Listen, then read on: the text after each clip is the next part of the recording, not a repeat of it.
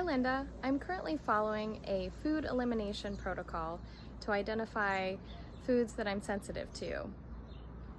When I begin the reintroduction phase, I know to look for signs of food sensitivities such as upset stomach, scratchy throat, maybe stuffiness. But my question is, what other signs or symptoms should I be looking for? And I've also heard that there might be delayed reactions.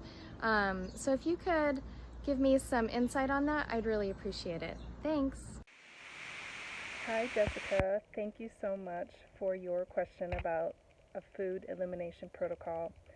So for those that are not aware of what this is, it's a way to identify what foods you may have an allergy to or may just have a sensitivity to. It's super important to identify your food sensitivities so that you can eliminate a lot of culprits to your health challenges. And it's a really easy way to improve your health.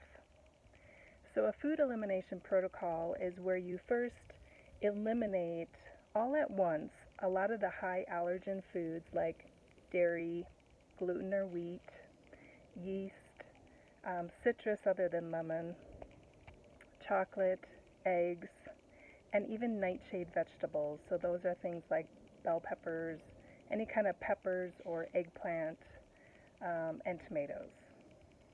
So those are a lot of the high allergen foods, but you can also eliminate just one food that you think could be a culprit for you, and it's a lot easier process just dealing with one food at a time.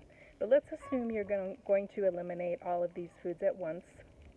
What's going to happen after 2 weeks of elimination, you're going to start reintroducing one food at a time. So let's say you pick dairy. You've been really missing cheese or milk in your coffee, and so that's the first one you want to try to bring back into your diet. So what you're going to do is start with a small amount, and throughout the day you're going to have 2 to 3 servings of this food. I say start with a small amount just because you could have a big reaction to it. Even though you haven't reacted to it in the past in that manner, when you eliminate a food for 2 weeks, you're going to have an exaggerated response to it if you do indeed have a sensitivity. So you try the dairy product and you're feeling okay. Then you have another serving a little bit later in the day and maybe a third serving in the evening. Now, even if you don't have any symptoms, you want to just stay status quo for 3 to 4 days before you introduce any other new food, because you may have a delayed reaction to the food. Sometimes our immune system takes a bit before you actually feel the effects of it. Now, some of the symptoms could include the obvious ones like digestive upset or bloating, but you may experience things like nausea or extreme fatigue or headaches. Even something like moodiness might come about if you're sensitive to a food. So pay attention and start journaling through this process of how you feel, how you slept the night before, a lot of these things, so that you can more easily identify if it actually was the food being the trigger. And if you're not sure, you might want to, on day 2, have some more of it. And again, wait 3 to 4 days to notice your symptoms. So then after 3 to 4 days, if you have no symptoms, you can then reintroduce the next food, like maybe it's gluten or wheat. So you have a small piece of bread, you have another serving later in the day, and again later in the day. You continue to do this through all of the foods that you eliminated to see if you have any sensitivities. Now, if you do have a sensitivity, so you have some symptoms come up like extreme fatigue.